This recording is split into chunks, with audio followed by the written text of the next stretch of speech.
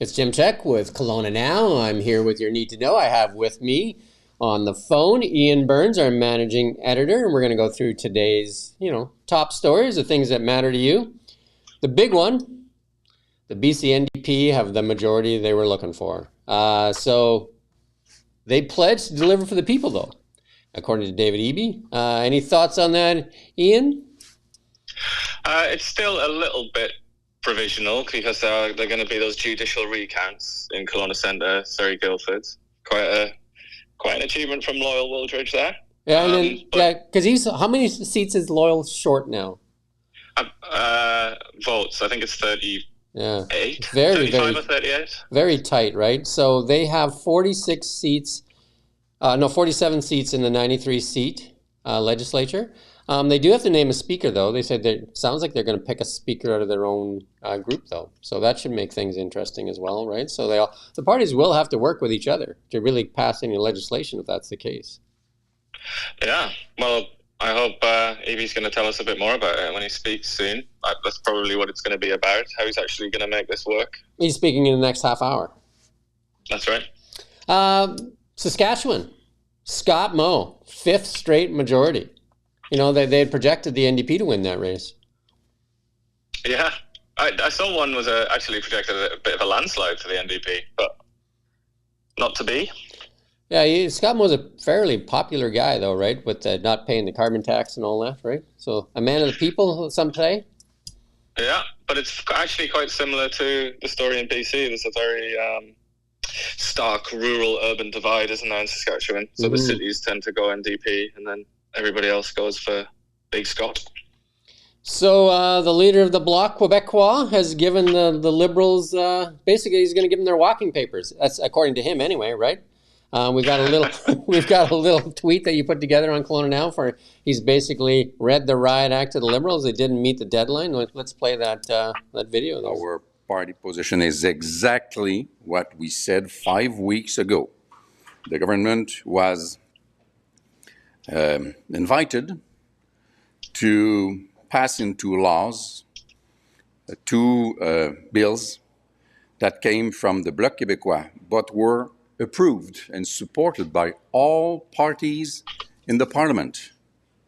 They had until October 29th, which is today, to deliver that, which they did not do. We said 5 weeks ago that if we were not received that, if 4 million of Canadians between 65 and 74 years old were not received what we asked, if producer under supply management regime were not to get what we asked, we were to start discussing with opposition parties in order to have this government fall. And this is exactly what we are starting to do as of now. Are you open to another conversation? If the government comes to you today, tomorrow, even the day after, are you open to a conversation to keep that going if you get what you want? Have they come to us yesterday or the day before? No, we haven't got what we wanted. If before they fall, they give us all we have asked under the terms that we have described, we don't have a choice but to take it. But we are not negotiating anything as we speak. We are negotiating with opposition parties in order to have the government be. So that will mean your support as well. If they give you what you ask for, even if it's after this date, does that mean they regain your support? Let's say that if they give us exactly all we have asked for before they fall, because if there's a vote tomorrow, they might fall tomorrow.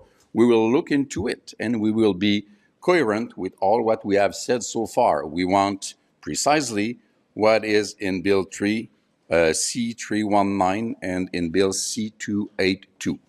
Bring that to us and we'll discuss. But in the meantime, they are seriously in danger to fall. There you go. He's still saying the door's open. He's just basically putting a gun to his head and saying, you either give me what we want or we will make sure that this falls. So you and I talked a little bit before this. If a vote comes, I think they need about 7 or 8 NDP or Liberal MPs to vote with the Bloc and the Conservative Party to bring down the government. Yep. Well, it's something like it's about 10 or under, isn't it? Yeah, It's a something like very, 9 or very 10, something like tight. that, right? But I mean, Yeah. there's 20 MPs that have supposedly signed a letter that maybe have had enough as well. So, But would they sign their own bring resignation papers? Because that's effectively what it would be. yeah, 'Cause they would probably be defeated, wouldn't they? bringing down their own party. That's kind of an odd one. Yeah. And here's something odd. It was in Five Things as well. The Parti Québécois for the provincial party says they don't want any more foreign temporary workers. They'd rather have robots. That's interesting. I wonder what Pete Diamandis would think of that, because he kind of sketched out a vision of how that might be possible. Yeah, so I mean, it sounds like they're going to do their own mass deportation into the other provinces. Yep, probably Ontario or Yeah, over to just BC. like we'll rather have robots than have people coming into Quebec. Interesting Could be the times. future. Interesting times indeed. Jeff Bezos in the news, big time.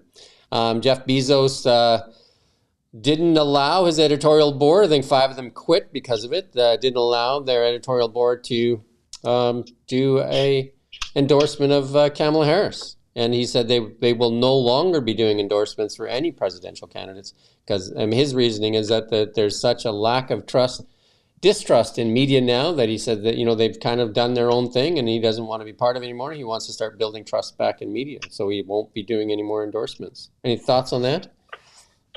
Yeah, well, in his little op-ed that he wrote in the Washington Post, he said that they're now less popular than Congress in the US. And obviously Congress is absolutely despised in the United States. It's a very similar story here. But what I don't understand is how long does he expect this to take? Because the trust is just completely gone. I mean, in a country like the US, it just doesn't exist. So it's going to be, you have to rebuild it from the very bottom. This may be part of that, to making these stands, because they're tough stands, right? Because, I think it was 5 of his editorial board walked out on it, and then supposedly a lot of the employees too. So, I mean, at some point, the news used to be about, telling the story and letting people decide, but, it seems to have gotten to a place where they want to tell you what to think, right? So, well, in the US, yeah, and they think of reasons to justify themselves, don't they? But they end up lecturing people, I think, in a lot of cases, and it obviously doesn't work. It's not a good business model anyway, put it that way. Coming back home, the first of 6 units begin generating power at BC Site C Dam. And you were saying that this is 54 years in the making, right? That this is a thing that Christy Clark actually put into play, though, in 2015. The Liberal government put that into motion, but it was like doing all the permitting and environmental stuff. This started like 54 years ago. Well, the planning, 43 years ago, but yeah, 54 years before it's all done, I guess, right? Yeah, that's when they started to actually plan it. It's interesting because today, nationally, there's a story in the CBC that they're going to build a high-speed railway between Quebec City and Toronto. And I just think, you look at things like that, like this dam. I mean, how long is it going to take to build a very long railway? I mean, I would imagine decades again.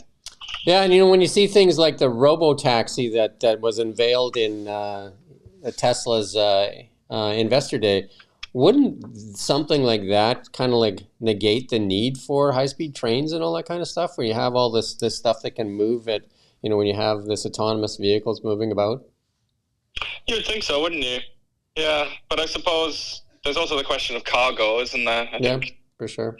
Could be that, unless Elon Musk is going to invent some sort of self-driving truck or something. He does. There's actually the Tesla semis are being built right now. They're actually going into production. So, because PepsiCo and Frito-Lay were testing them, and supposedly they're going into production now. The Site C Dam backed up to $16 billion in 2021 from, the estimates of $6.6 billion. So lots of money too for that dam. And then in Alberta, Danielle Smith is looking to pass a bill to give Albertans rights to refuse medical treatments, including vaccinations. Interesting. Moving on to Bitcoin. Bitcoin in US dollars, 71,500, new record, 71,563. And if we look at it not in US dollars, but if you look at it in Canadian dollars, 99,000, almost $100,000, and that would be a record in Canadian dollars, right? Crazy. In U.S. dollars, I think it's closer to 72. We're banging on the door of a record in the U.S., but in Canadian dollars, and that's because the Canadian dollar is slipping, of course. So 99,390 for one Bitcoin. Pretty impressive for those that own it, I guess, right? And then looking at gold again, and in Canadian dollars, another breaking a record. $3,800 in Canadian dollars and $2,767 in U.S. dollars. So Bitcoin soaring, the U.S. dollar soaring. Or sorry, not the U.S. dollar. Bitcoin and gold soaring, right? What does that say about the economies? Well, what does that say about the stability of the world, I suppose, as well? And then you've got your little ones ready. You got the costumes ready. Halloween is Thursday, isn't it? Halloween's on Thursday. Are you dressing up? I've been instructed to do that by my wife, but I'm not sure that You've been told? acquiesce. So what's your outfit? I don't know. That's the thing. I mean, I think I might refuse because it's just a bit too old for that now. So are you taking them out in the neighborhood, or where are you taking the little ones? Yeah, that's the idea. Just knock on a few doors. Are you in a neighborhood? Them accustomed to begging. Are you in a neighborhood where you're expected to hand out candies as well, or? Yeah, certainly. I'll have to hand some out. There you go. You've got you're touring the kids, plus you're handing out the candies, and your wife she's writing the list of what you're supposed to do, right? Yeah, something like that. She's in charge. She's in charge of the list, right? You're in charge of the doing. There you go. Yeah. And then here's even a scarier day for everybody on November 5th, coming up right away. Super Tuesday in the United States, the big day, the election day. The rhetoric is amping up to and I thought it would get to unbelievable levels, right? And it is for sure. Everybody's pulling out all the stops, right? Yeah, we're in the Trump's a fascist stage right now, aren't we? Yeah, no, it's entertainment if you look at it one way, and it's scary in another way. I mean, even other countries are getting into it by putting out stuff, and it's kind of it means a big thing though, right? Because again, the United States is one of the most powerful nations in the world, both military and the U.S. dollar, and just even the economy itself, right? They have big influence over so many things, right? Including two wars that are being fought right now, right? They have big influence on those two wars. In a way, it's kind of, I feel like you can't really blame other countries for being so fascinated by it, because it does affect their lives in such a profound way.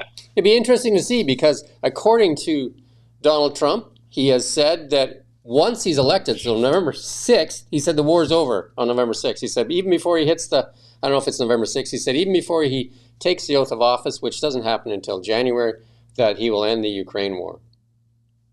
Not sure how he'll pull that one off. So the clock's ticking on that one, right? Because I mean, the polls look like we're going to try and get Mario Canseco on. We're going to talk about this. We'll see if we can get him on Thursday or Friday to talk about what it's looking at, because the polls look fairly even depending on which polls you look at. But the betting markets definitely are showing a landslide for Trump and Vance. Yeah, I'm not sure why there's the disparity there, but I guess all the money is going on Trump. It'd be interesting to see, because there's the polls that are being done by, and we'll get Mario in here because he's doing polls himself. He does work down there. So, and then there's polls being done, like there'll be CNN polls, Fox polls, and all that kind of stuff, and they seem to be, a little bit different. But I mean, it does show a tight race, but the betting markets are definitely not saying it's a tight race. Yeah, well, I guess there's always that confusion, isn't there, between the popular vote and the electoral five vote? or six states that actually matter. Yeah, I mean, there are those swing states where they seem to be concentrating a lot of energy. Trump was in New York at Madison Square Gardens, a really big event, and then Kamala Harris was in Texas. And I mean, that would be typically a deep red state, I guess, and then you would call New York a deep blue state. Yeah, since I was a young lad, look at watching American politics. Though there's been talk of, this is the year that Texas goes blue.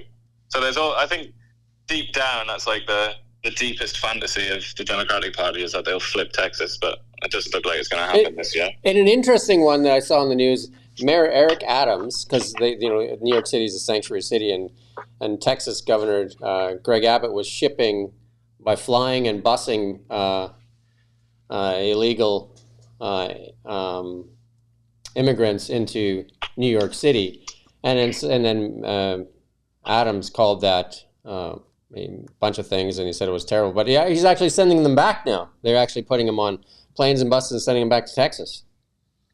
That is quite absurd, really, isn't it? To think that the country is degenerated. So I guess lots of free travel, right?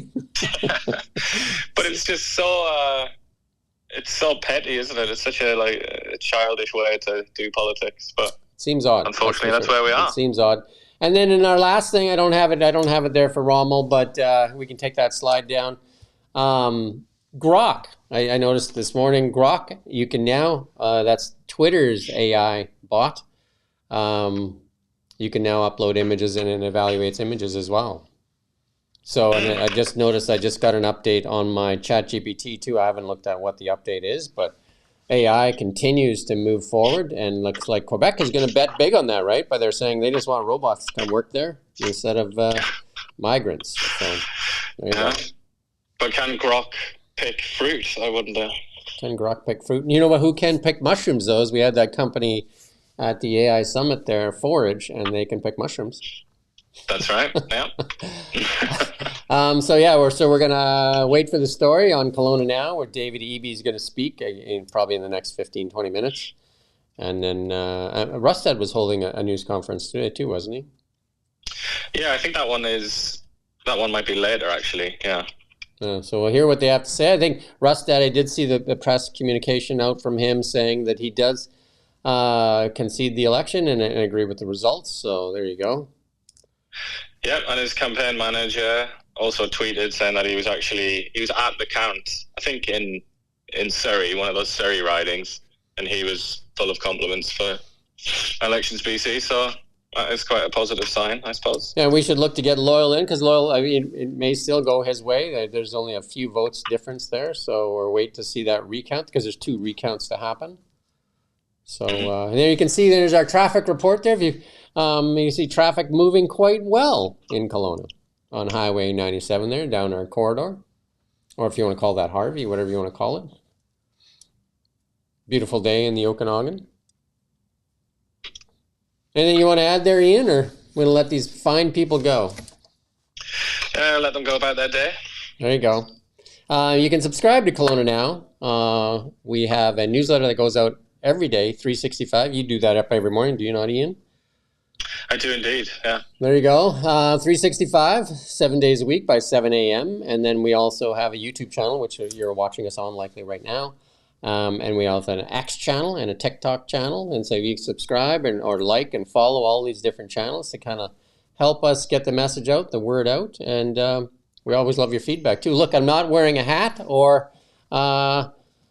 And what was the other thing they didn't like? The hat and the pink shirt. Well, I think I'm going to go back to the pink shirt, but anyway.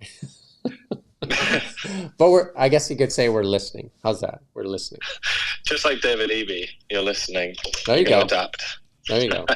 Well, hopefully he listens, because I mean, the province is basically cut in half, so hopefully he sees both sides of it this time around. So you can only hope. Yeah. Anyway, thank you for watching Kelowna Now. We don't just report the news, we live here too. We're your neighbors, bringing you stories that matter to all of us. No government funding, no outside influence. Kelowna Now, local, independent. News you can trust.